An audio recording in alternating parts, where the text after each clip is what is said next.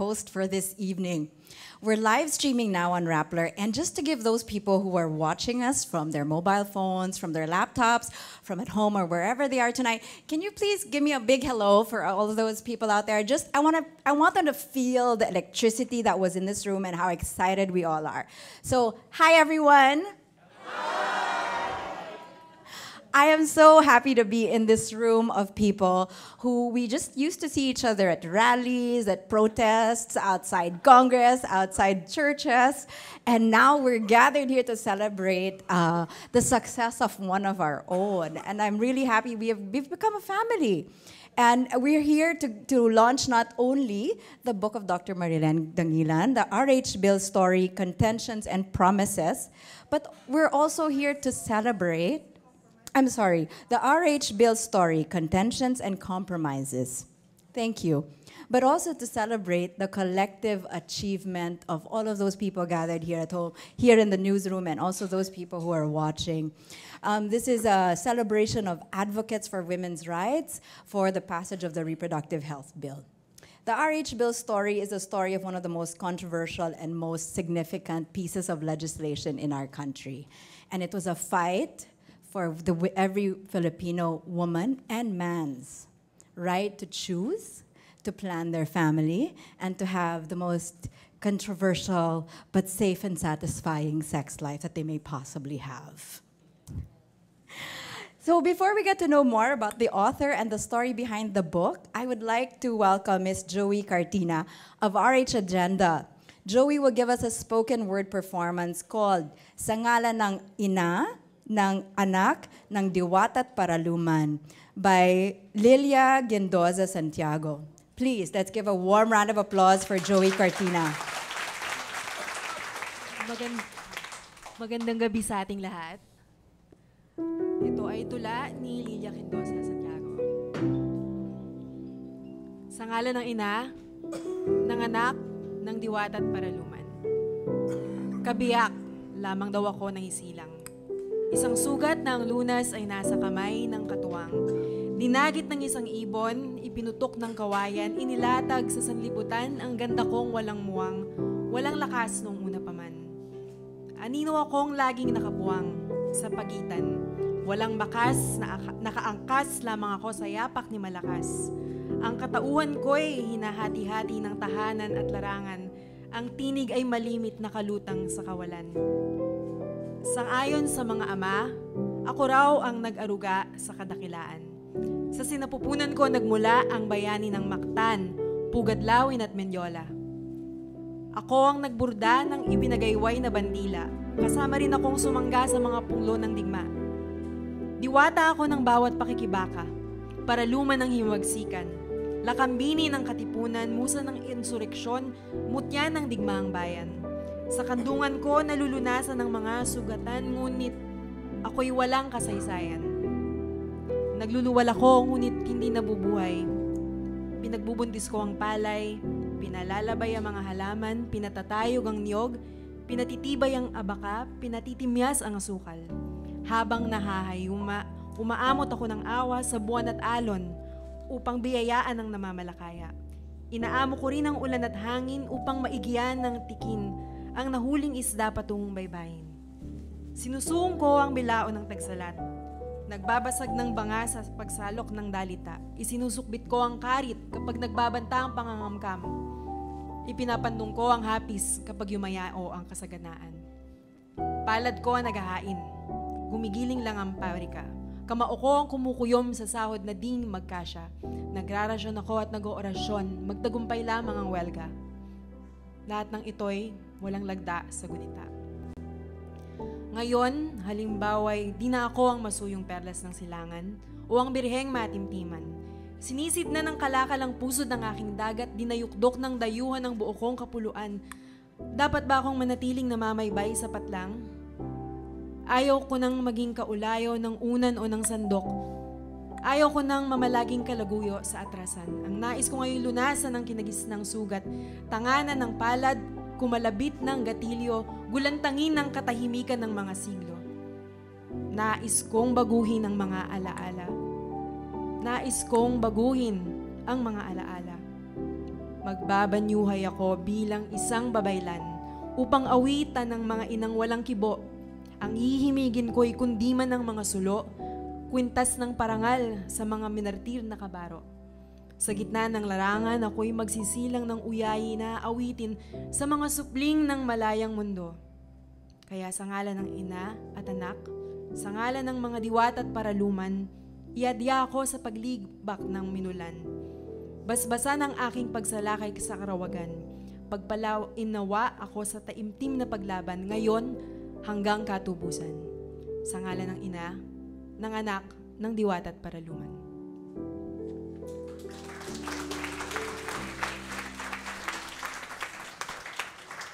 Salamat, Joey, sa pagbasa man ng tula na yon.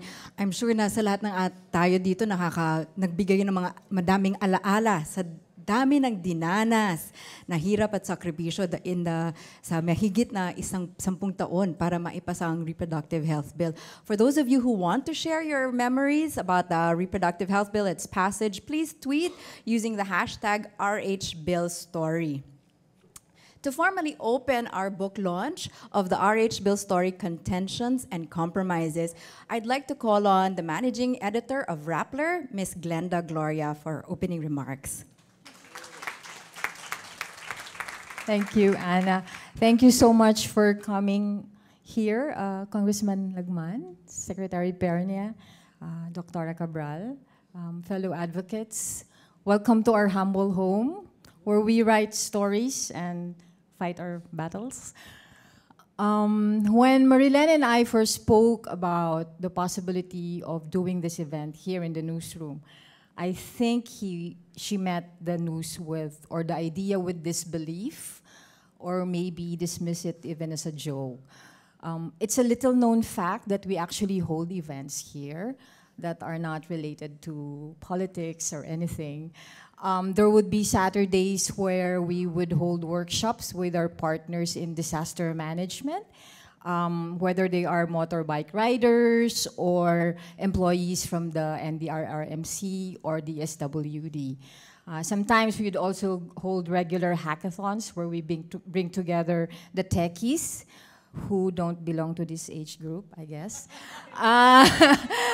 They come to attend these regular hackathons and brainstorm on the next big thing in technology.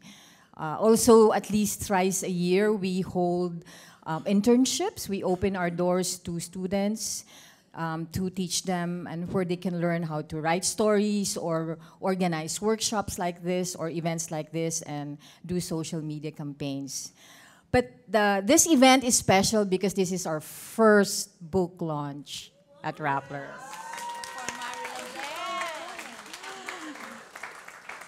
So why do we do this? I think I could state probably just 3 reasons for it. One is the value to Rappler of Marilyn and her lifetime work in public health advocacy. Second would be the value that Rappler puts on women's advocacies. This is an organization that is led by women. And these are the issues closest to our heart, or issues on empowerment and reproductive health. And third would be the value that we all put on rigorous work, critical thinking, and persistence, which mark the journey not only of the RH law, but also of the book that tells the story of that journey. And so on behalf of Rappler and our partners, and thank you to everyone, this has not been hard work for us. It's the organizers who really organized this, who put in the hard work. We welcome you. We're very proud to be part of another event to celebrate your hard work and also to celebrate the audacity in the face of obstacles. Thank you so much. Thank you so much, Glenda. And now, without further ado, I know we're all tickled purple, right, to be here. And the reason why we're all gathered here today to celebrate Dr. Marilyn Dangilan's book launch, let me now call on the author of the RH Bill Story, Contentions and Compromises. Warm round of applause for Dr. Marilyn.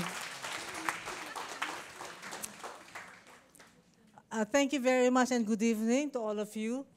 I would like to read what I wrote. I really gave this so much thought because this is live streamed. Thank you. Thank you, first of all, to the organizers, the Philippine Legislators Committee on Population and Development, PCPD. PCPD is the Philippine Center for Population. Wait, what's PLCPD? Of, I'm sorry, Population and Development, Rappler, and Ateneo de Manila University Press. They gave us the space and the food to meet and talk about my book. Thank you too to all of you for coming, considering the Friday evening traffic, and I know that movies like Minsay, Isang Gamu-Gamu, and First Love are showing. But we will try to make this event worthwhile. And thank you too to Junice Demeterio Melgar for actively promoting this book and for encouraging me to continue writing it at a time when I just wanted to chuck the entire project away. Sorry, Felipe. Thank you too to Au Kilala and Alan de los Reyes, who gave me the most needed second wind to finish this book. Before anything else, though, I want to thank Feli Rickson of PCPD for making this book happen. Because PCPD, during her time, funded it. And I want to thank Mike Luz, he just left, who is the chairman of the board of PCPD, for supporting this project and for supporting me. To write this book, I had to go through like thousands of documents from the 1980s up to this year, a period spanning 38 years. These documents were mostly official transcripts of the debates during the drafting of our 1987 Constitution and the passage of the R8 bill through Congress. As I was going through them, I was appalled by the sexism and misogyny that prevailed among legislators in Congress and powerful political decision-making bodies in the country. For instance, when the constitutional commissioners were discussing what to enshrine in our 1987 Constitution, they refused to include the phrase, quote, the equality of women and men in all spheres of life, unquote. There was even a huge debate about this.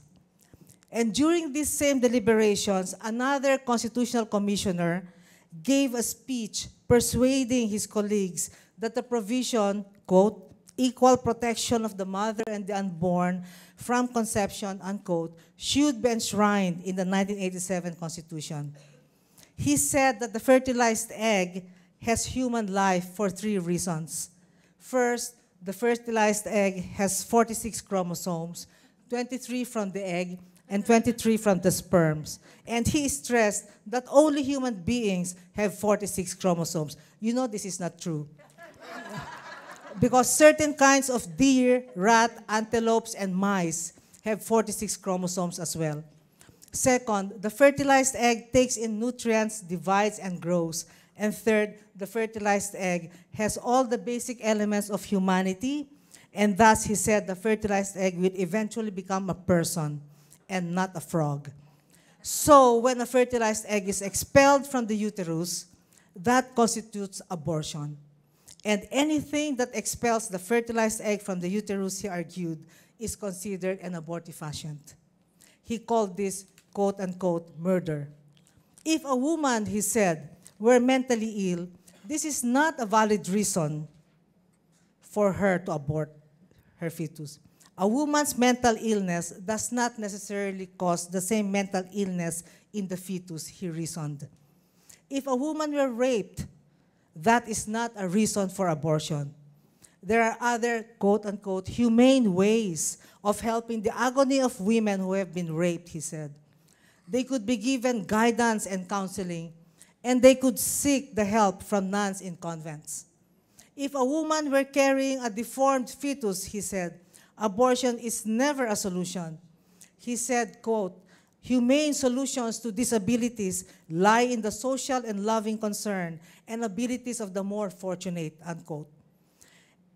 Therefore, to this day, we have the clause in our present Constitution that reads, quote, That's Section 12, Article 2. The state shall equally protect the life of the mother and the unborn from conception.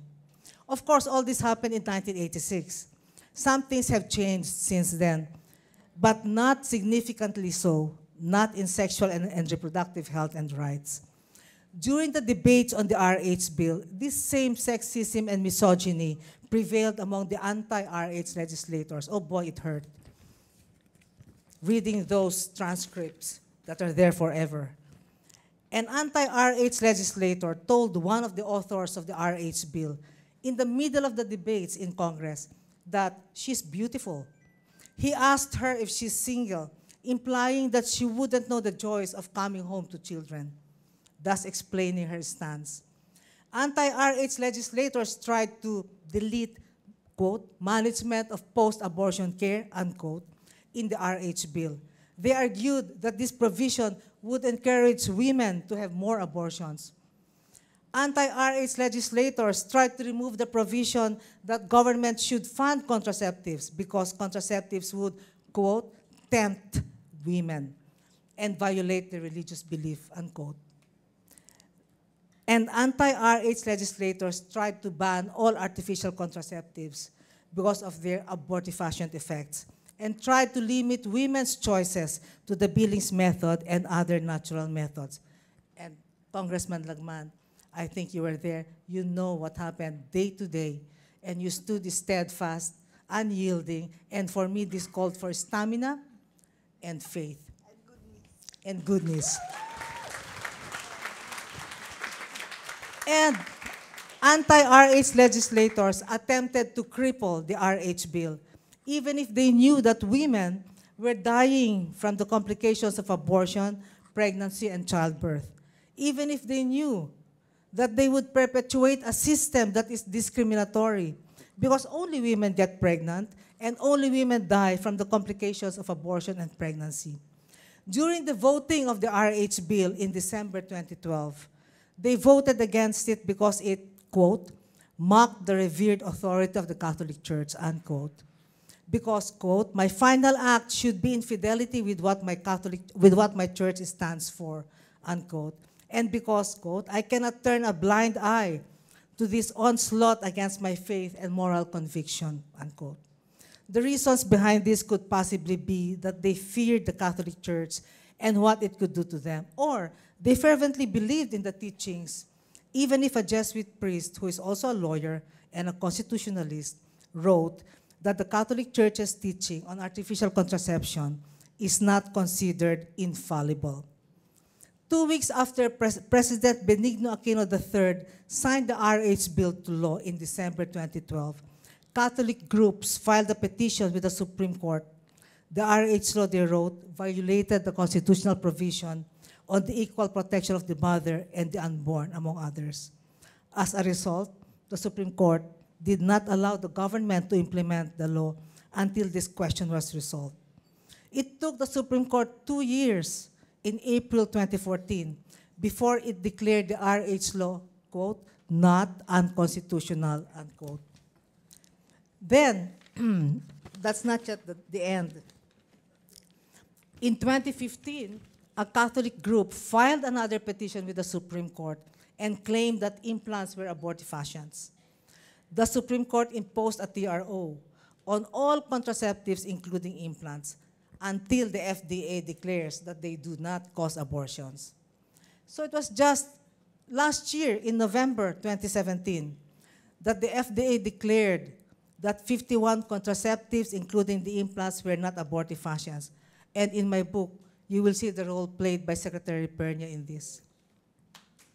For now, the government is able to distribute contraceptives throughout the country, but Catholic groups want to repeal even this FDA order.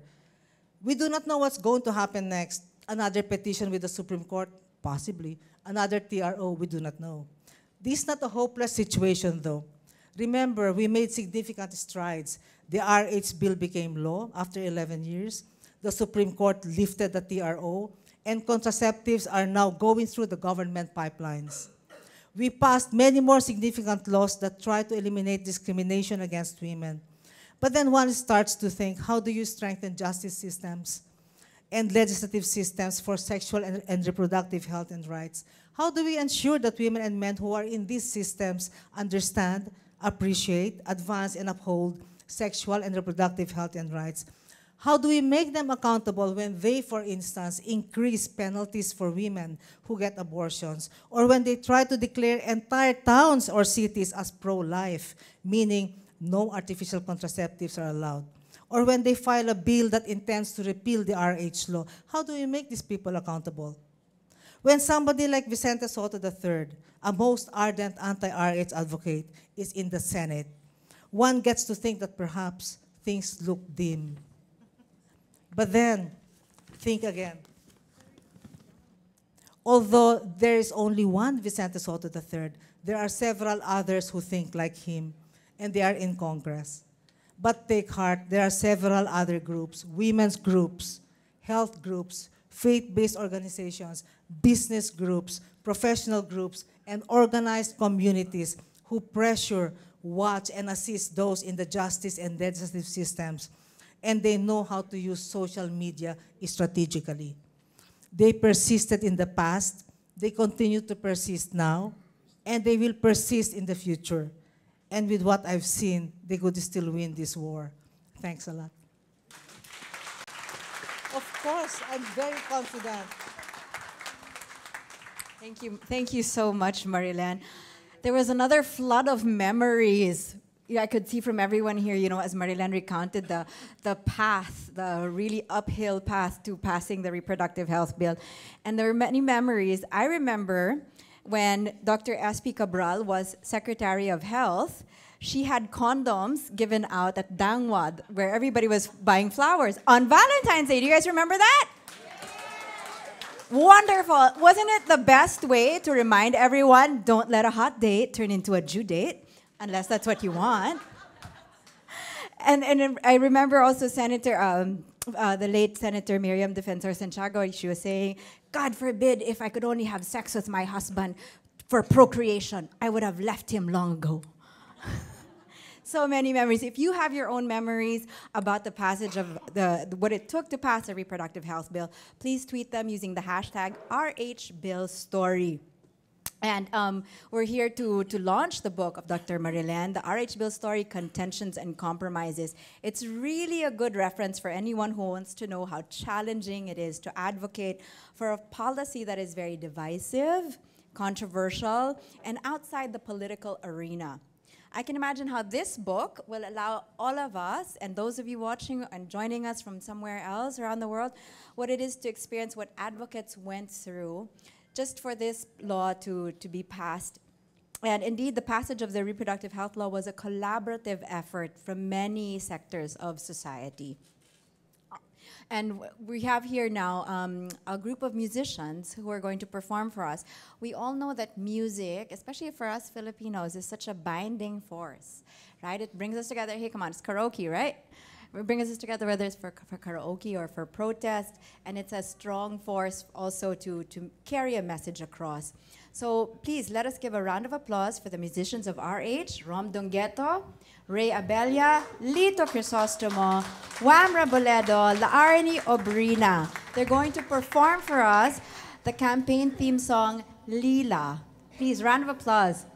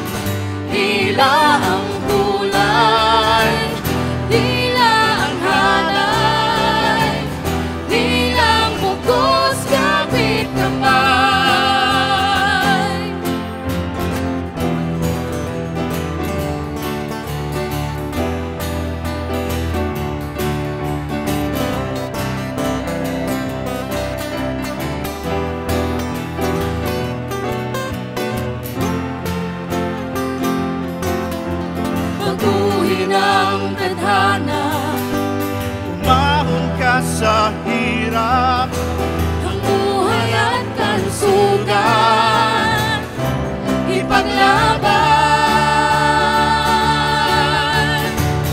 Tila ang kulay, tila ang hanay, tila ang bugos kapit kamay.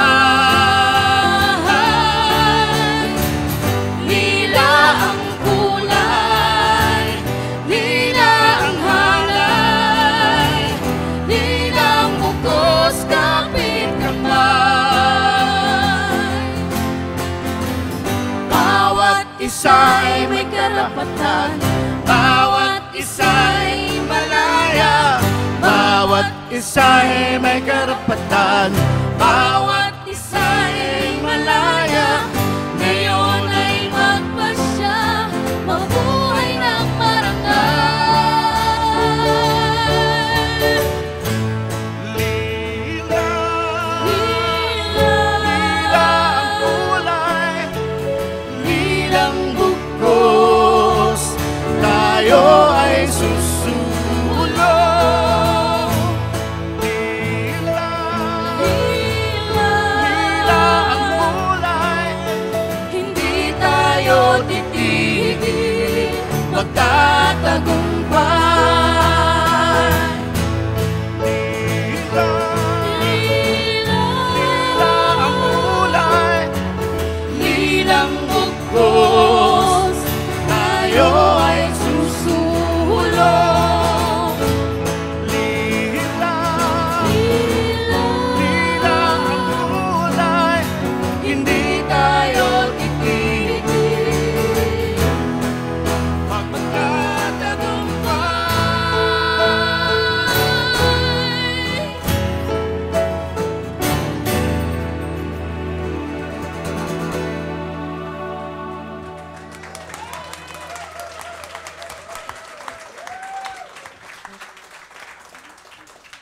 Thank you very much to the musicians for RH for showing us that indeed the passage of the reproductive health bill, making it into law, was a multi-sectoral effort. And there was really a role that music played in protest and in communicating the message of the reproductive health bill.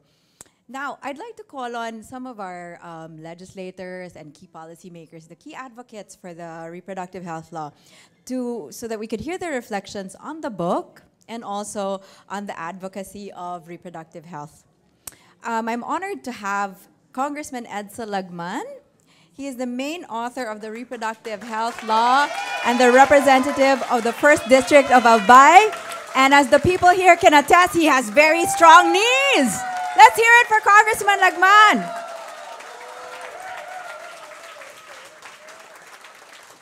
Thank you, Anna.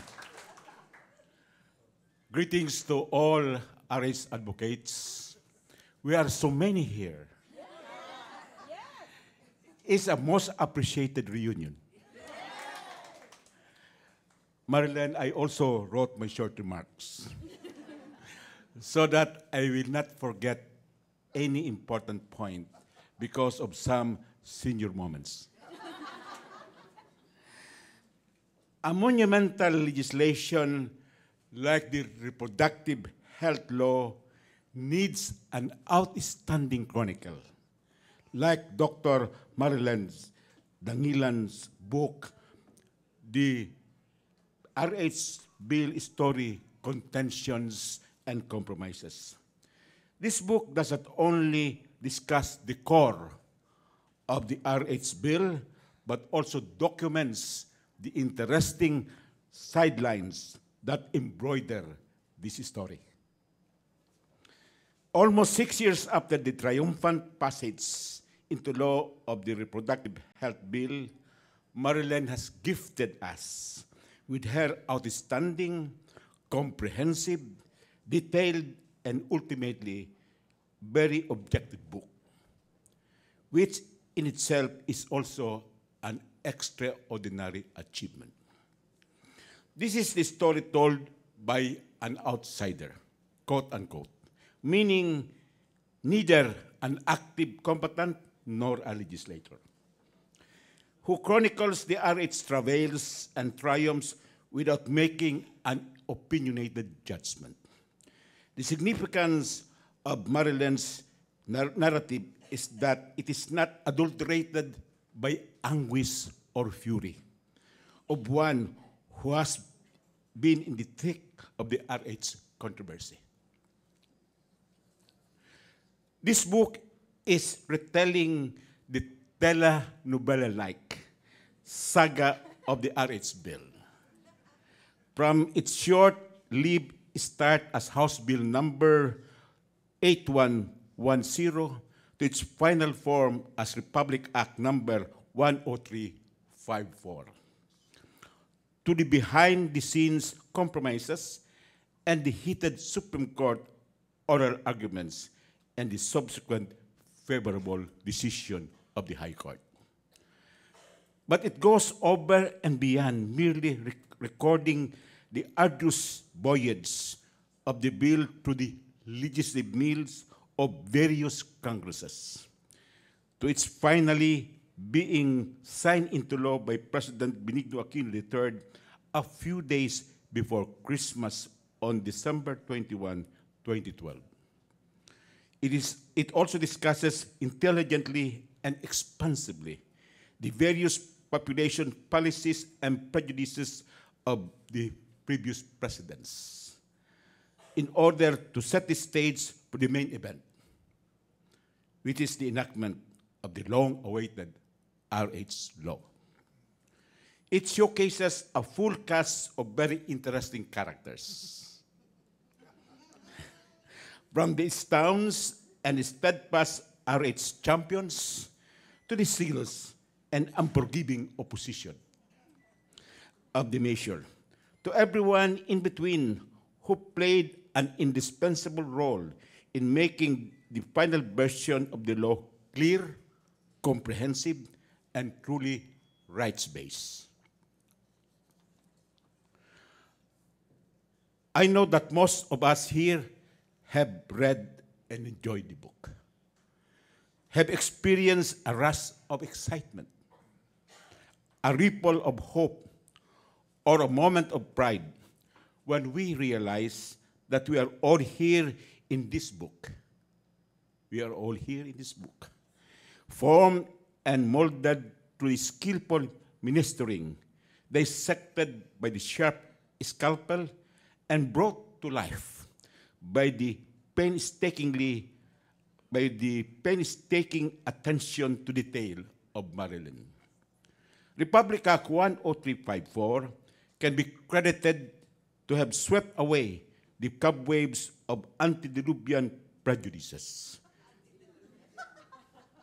that a woman cannot and should not have full control over her own body, and obliterated primitive notions that an all-male clergy can dictate the family planning choices that the faithful make, choices and decisions that women and couples should make independently, given the appropriate information, and without the threat of eternal damnation. The RH law forever changed the political landscape of a country whose lack of a rights-based, health-oriented, and development-driven policy on reproductive health and family planning made it seem permanently fossilized in the Middle Ages when it came to women's rights.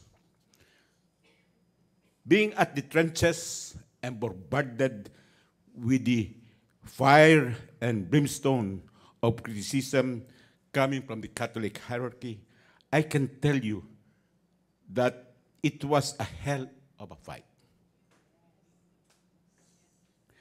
Our cause, our campaign, our crusade for the enactment of the RH law was one of the hardest battles I have fought in my close to 3 decades as a legislator. I'm anticipating another long fight with respect to the divorce bill.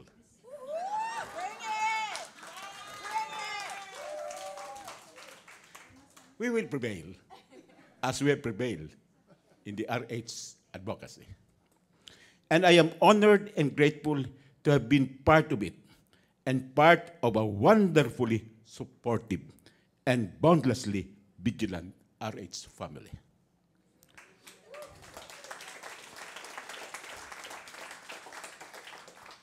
As I have always said, we triumph over seemingly insurmountable obstacles and deliberate misinformation campaigns because we both have the superiority of numbers and the ascendancy of reason. And our hearts were in the right place. The RH advocates in the Philippines triumphed because we were dogged and determined, united in our efforts, came up with creative solutions, arrived at the negotiating table, primed for battle, but prepared to make concessions. As long as they did not water down the measure and firmly stood our ground on provisions that comprise the heart and soul of the RH law: informed choice, access to all methods of family planning, maternal and child care, and sexuality education for the youth. We had genuine respect for one another, and the common mindset that it did not matter who took the final credit or who was in the limelight. For as long as we achieved our goal, it was a teamwork in the finest. Marilyn's book is a validation of the adage that when there is unity, there is victory. Indeed, with collaboration, exceptional things can be achieved. With teamwork, what was first considered impossible became a vibrant reality. Our deepest thanks to Dr. Marilyn for telling our collective stories with a voice that is clear and genuine, powerful and intelligent, and comprehensive and truly objective. Thank you so much.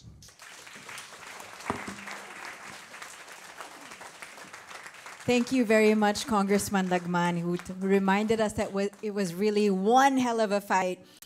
Do you remember people would say to us RH advocates that we would go to hell for advocating for the passage of the reproductive health bill? Do you remember that?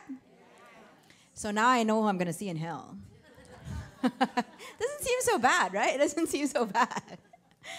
Now I'm going to call on the chairwoman of the national team for the reproductive health law and convener of the Purple Ribbon for Reproductive Health, Dr. Esperanza Cabral. She was our former DOH secretary, and as I was telling you earlier, she had that really wonderful initiative to give out condoms at Dangwa for every bouquet or every rose that you bought during Valentine's Day.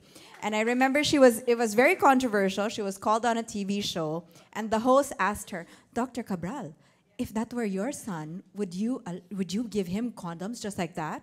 And she said, of course not. He can buy them on his own. And I'm like, fierce mama. I want her to be my mom. Please welcome Dr. Esperanza Cabral. Thank you. Thank you very much, Anna, and good evening, everybody. I am so grateful to be part of this team and happy that Marilyn has recorded and told the story of each and every one of you. Congratulations, Marilyn, for such a wonderful book. I think that it will be a reference for all other advocacies from now on. For the divorce bill, for the abortion bill, and all other good things that promote women's sexual and reproductive health rights. Si Marilyn yung headline. I feel a few things being here. One of them is gratitude for being part of such a wonderful group of people who know how to stand up for what they believe is right. I wish there were more of you. And I wish that they are going to vote on election day.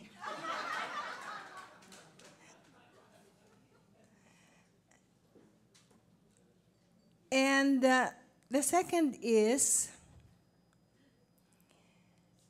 this kind of fight that the reproductive health law went through, that was fought by all of you, is history making. And for many, many generations, people will recognize the work of such as Congressman Lagman, Senator Ontiveros, and other legislators, but they will also remember the people in the civil society organizations, in the people's organizations, in the communities who came to battle and actually experienced the wounds. And to them, I am even more grateful and so happy that I have met and become part of their team. Thank you very much. Congratulations, everybody. Thank you very much, Dr. Cabral. It's really a night of, it's a flashback night of memories for all of us here. For those of you who are watching and those of you here, if you have your own RH story to tell, please tweet it using the hashtag RHBillStory. And this is for, it'll be another, maybe it'll be another chapter, right? For another book for Dr. Marilen.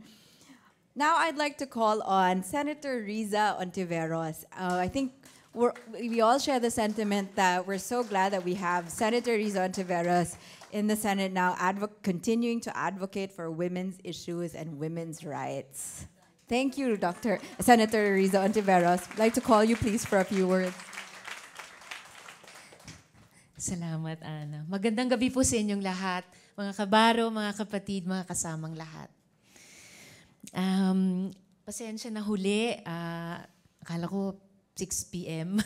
At maikling mensahe lang yung naihanda ko ayon sa original na imbitasyon. So siguro, Glenda, utang na lang homework ko sa Rappler yung longer reflection. So hello everyone and congratulations, Dr. Marilen.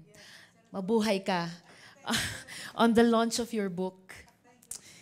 I know, and many of us here know, comrades, that this was a monumental effort that sheds light, and I'm talking now about the book, the monumental effort that sheds light on one of our country's most important measures.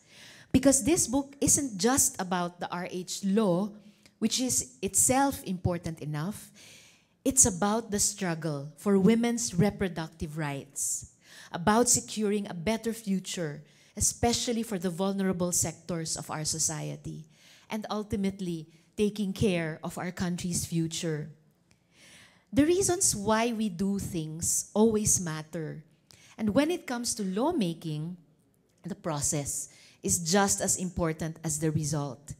This book matters because the struggles and the discourses contained within reflect part of our identities as women and men of our nation. But it's also a reflection of how differing opinions and perspectives can be struggled through, one, to the degree possible at the present time, and pave the way for worthy struggles in the future. So tama ka, Junice, the fight continues. At a time when revisionism threatens democracy and truth, a fair and credible accounting of our history's most important junctures isn't a luxury. I think it's every citizen's duty to help in any way we can. And that's no mean feat. History isn't just a compilation of dates, figures, and names. A responsible history preserves perspectives and discussions that future scholars and activists can build on. Because this book is not the end of a struggle, it's an account of one of its important beginnings. As the late Senator Leticia Ramos Shahani said, go beyond the RH bill. Make it about how democracy works. This book has certainly done that. And just like the RH law, it will be an important contribution to our democracy for many generations to come. Muli, mabuhay Marilen, mabuhay mga kasama. Tuloy ang laban. Thank you so much, Senator Ontiveros. I think what really struck a lot of us here is when Senator Ontiveros said, make this about going beyond the reproductive health bill. Make it about how democracy works and how it should continue to work, especially during these times. Now, I'm going to, it took us a while, it took a long time for the reproductive health bill to become a law. But while that struggle was on, we didn't just sit here. The advocates and the people in this room know that we didn't just sit here and do nothing. There were still women who needed access to reproductive health services, who needed information about sex education and how to plan their families. And a lot of the people that were really responsible for doing that are the women's groups, the civil society groups on the ground, like Likhaan Center for Women's Health. I'd like to call on Dr. Janice Melgar for her own reflection about the reproductive health bill and its passage into law. Dr. Janice, please tell us your own RH bill story. Maraming salamat. Salamat ulit, Marilen. For the very comprehensive, detailed, and really a fascinating read of a book of the protracted struggle for the RHPL. Thank you, too, for including the role of CSO, civil society organizations, who tend to be excluded in policymaking and policymaking accounts because of the stereotype notions that we are just airheads who want to talk and get attention. And and that therefore we are without consequence, unlike government, big business, media, and of course the Catholic Church. Yet this book is peppered with accounts of CSOs as individual organizations or as the collective RH Advocacy Network or ARHAN. Marilen, in the prologue, you mentioned Senator Shahani's request to make this book about democracy. And in the epilogue, you ruminated about the misogyny of the Catholic Church and people like Soto, and their capacity to perpetually block reproductive health and rights in this country. So let me try to focus my reflections on two things. When I and my organization, Likhaan, joined the advocacy for the RH bill in 2001, we were from the urban poor communities of Malabon and Tondo, going inside the purported august halls of the House of Reps and Senate was intimidating and eye-opening, eye-popping.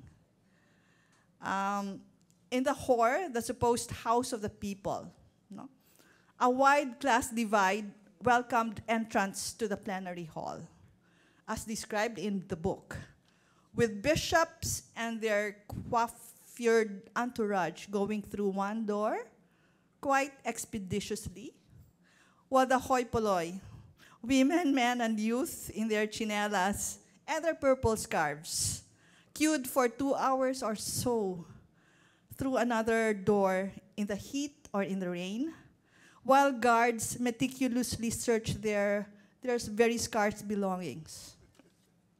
The bishops usually sat in the choice rows, facing the presiding officer, while the poor were seated in the third floor gallery, where the temperature was maybe 15 degrees Celsius.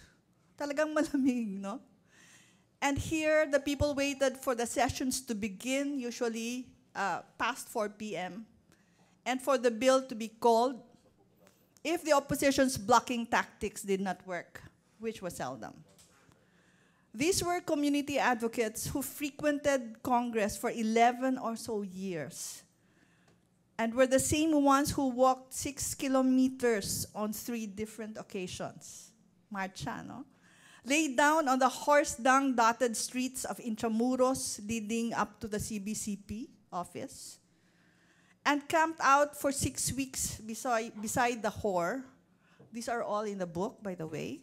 To the whore, the House of Representatives.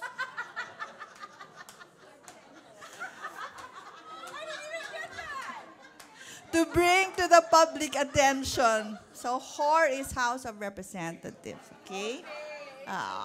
To bring to the public's attention and legislators' consciences the importance of the RH bill. For me, the constant presence and actions of the poor inside Congress and in the streets to fight for what they believe is their right is an essential aspect of democracy. Another aspect of democracy is the joint elaboration of the RH program and the active defense against pro-life attacks by CSOs, yes, and the DOH. Marilan's book ascribes the template of the RH bill to the RH program, piloted by then Secretary Chit Riodica, together with several CSOs in 1994 to 1999, as part of UNFPA's Fourth Country Program. The program had 10 elements, including maternal health, family planning, post-abortion care, sexuality education, adolescent reproductive health, and others, no? Not as controversial. These are now codified in the law. The CSOs, and I would like just to mention them and acknowledge them, include Family Planning Organization of the Philippines, PNGOC, PFNFP, the Foundation for Natural Family Planning,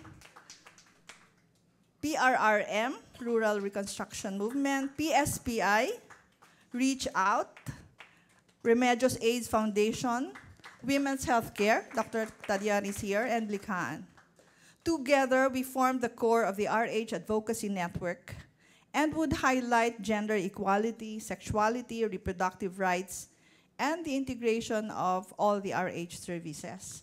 Our HAN and our communities would later link up with other health professional groups, midwives groups, members of the Philippine OBGYN Society, young nurses groups, and eventually with some people in the WHO and UNICEF to assist legislators with data and information on RH, especially the most contentious one, contraception. Marilan's book describes how the bill's provisions were challenged almost endlessly by pro-life groups with their own set of facts, cherry-picked from authoritative sources, photocopied, or purely fabricated, no?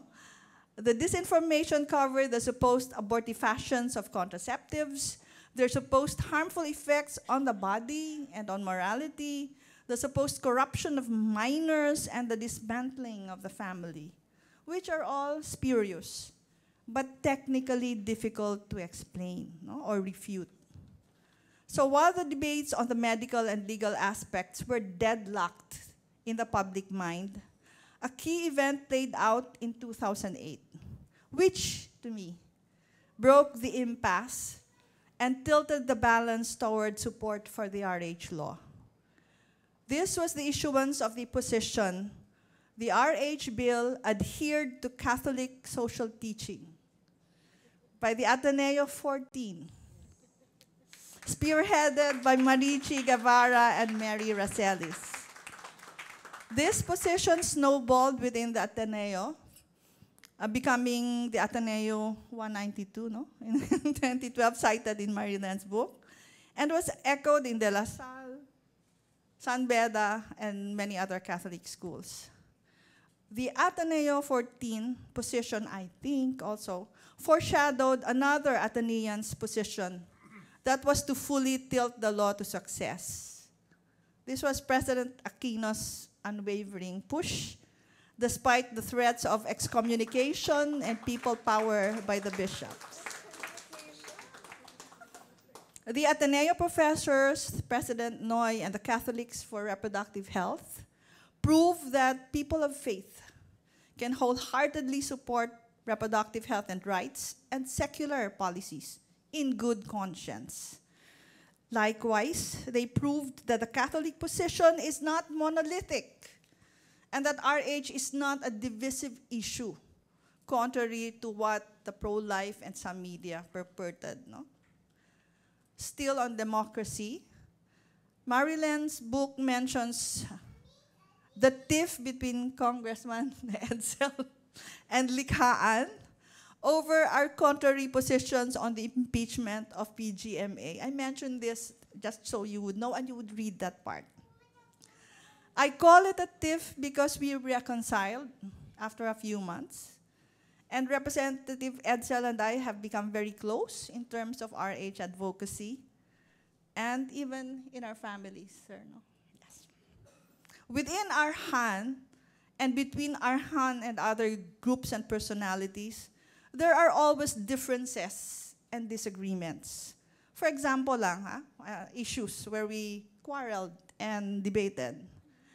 Population management. Population management ba? Okay ba sa atin yan? Abortion? Okay ba sa atin yan? Emergency contraception? Okay ba yan? Sexuality, adolescent sexuality. Our position vis-a-vis the church, all the church, government, our choice of presidential candidates, etc. No? But we always made effort to subsume all these differences, all these debates, to the bigger project of reproductive health, human rights, and social justice. I can proudly say to Senator Shahani that CSOs contributed our bit to expand the democratic window during the struggle for the bill. However, I will also declare that CSOs gained as much, if not more, from our involvement in the passage of the law. Firstly, CSOs strengthened ourselves through additions to our numbers, our members, our capacities, our deeper grounding in the communities, and our stronger linkages with the powers that be, no? Government, Congress, business, and media. Secondly, CSOs learned and continue to learn to do active and proactive defense against extreme Catholic and pro-life challenges, which are now in different areas. No? They're in the executive, legislative, and judicial branches of government. They are also in communities. They are in social media. They are also among health practitioners like ourselves. And they are everywhere. Where we are, there they are also. Thirdly, we have learned to trust government institutions. I think this is big, no? Despite our initial profound dismay. Because some of the most inspiring people are there. In Congress, for example, there are many RH legislators, and I would like to name the people that inspire CSOs, no? Representative Edsel, of course. Representative Bellaflor Angara Castillo, who's not here. Representative Crisel Lagman Luistro. Neric Acosta, and then Congresswoman Janet Garin. I would also like to mention Senators Pia, Cayetano, Risa, Ontiveros, and Senator Miriam, wherever she is. Yes, yes. In the executive branch, I would like to acknowledge Secretaries SP Cabral, our inspiration, Secretary Ernie Pernia, and Secretary Kwasi Romualdez, wherever he is. And in the judicial branch, Justice Leonen, Justice Carpio, and former CJ Sereno.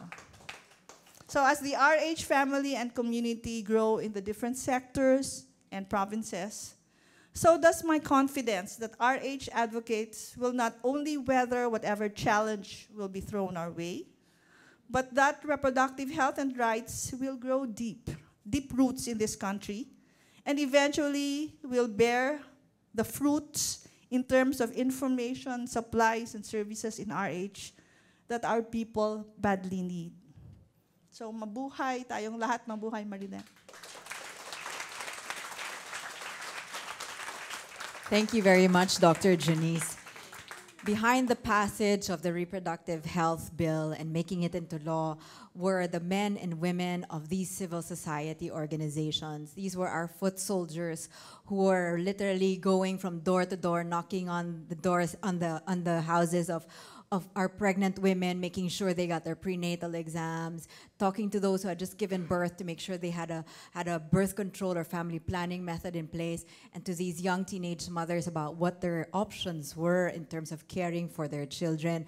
Ang palakpakan po natin sila ngayon, nandito po sila, yung mga foot soldiers, ang mga barangay health workers po ng mga civil society organizations at ng mga rural health offices po natin. So we know that there was a lot of sexist language, there was a lot of misogyny, a lot of slut shaming that went on, you know, in the fight for the reproductive health bill. But there was one language that was, we all think, you know, it was very important in fighting that kind of sexist, misogynistic output, and that was the language of economics.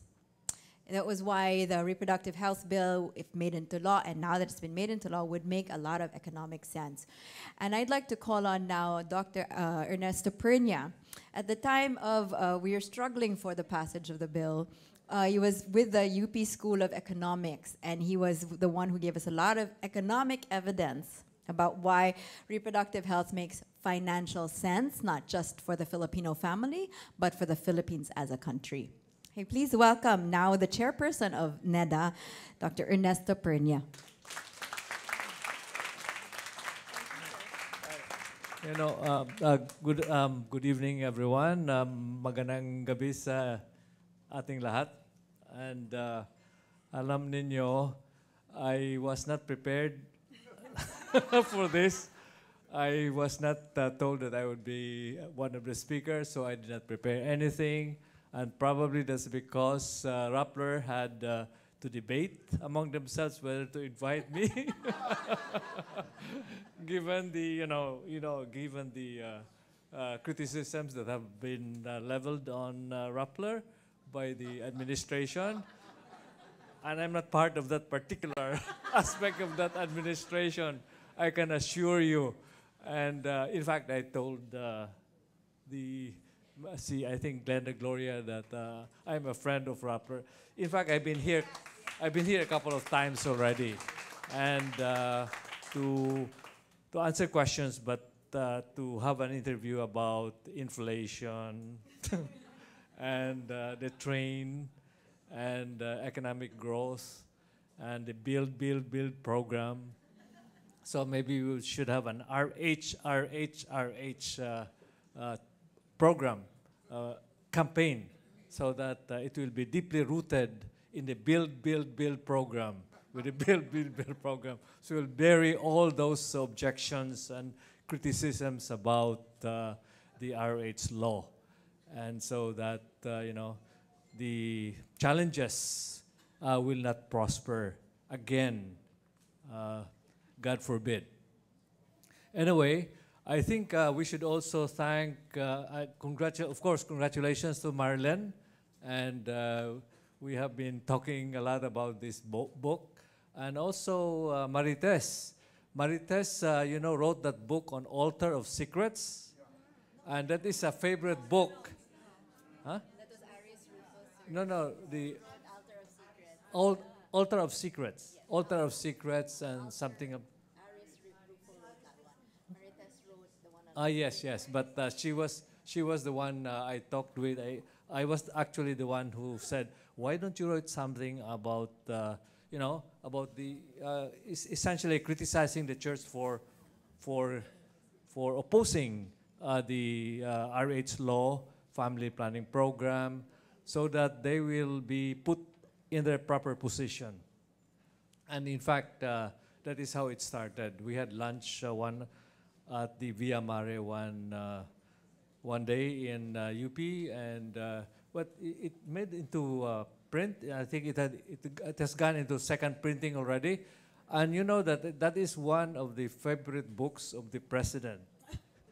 He brings it around. He brings it around his travels, and he gives it to people. You know, he has purchased a number of copies to give away, and he really is. As you know, he is very critical of the Catholic Church, and that is one of the things that he flags when he criticizes the bishops. And so, anyway, well, there are many things that you can say about the president, but you can be very sure that as far as the RH implementation of the RH law is concerned, he has been pushing that it should be fully implemented, fully and vigorously implemented. In fact, he has already issued Executive Order number 12, meeting unmet needs, something like was zero unmet need for family planning, something like that. And then this is followed by other,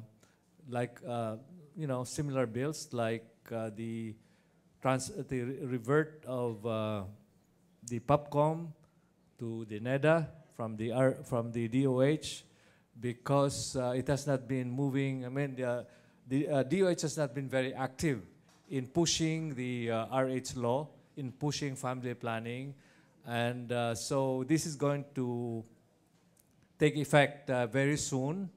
And as you know, in the Philippine Development Plan 2017 to 2022, there's a full chapter there on reaching for the demographic dividend. As you know, practically all our neighboring countries have already achieved or reaped the demographic dividend, but we haven't yet. But if we push harder, I think we can start reaping or harvesting the demographic dividend in a couple of years with a stronger push for the reproductive health bill and family planning. So that is what I can say. This is just the closing remarks, and I think this is the closing remarks. And closing remarks are the easiest to to deliver. And so again, congratulations, Marilyn. And yeah, I haven't really gone through the book yet. I think you haven't sent me a copy of the book yet. And maybe, no, I know. But I think it's because you thought I won't come. So, but I'm really going to read through the book and let everyone that there is this book that one should use as a resource material, important resource material. I'm sure you're also familiar with the Altar of Secrets of the one, Aris Rufo, and that's also a good read. And I think that was the start of the getting the Catholic Church hierarchy into their proper place. But it has taken some time, and I think now is the time to really push the RH law. This is the best time. And so we should really work very hard so that before the end of this administration's term, the RH law will have been strongly rooted along with infrastructure projects. One thing that you can be assured of with this administration is the implementation of the RH law, and then the implementation of infrastructure projects, so that in the next couple of years or 3 years, there will be a lot of relief in terms of connectivity, less traffic in Metro Manila, as connectivity between the south and the north will be will already be there with the Skyway connecting the NLEX and the SLEX, the Harbor Link Road that will bring trucks coming from the port area direct to the NLEX instead of having to pass through the congested streets of Metro Manila.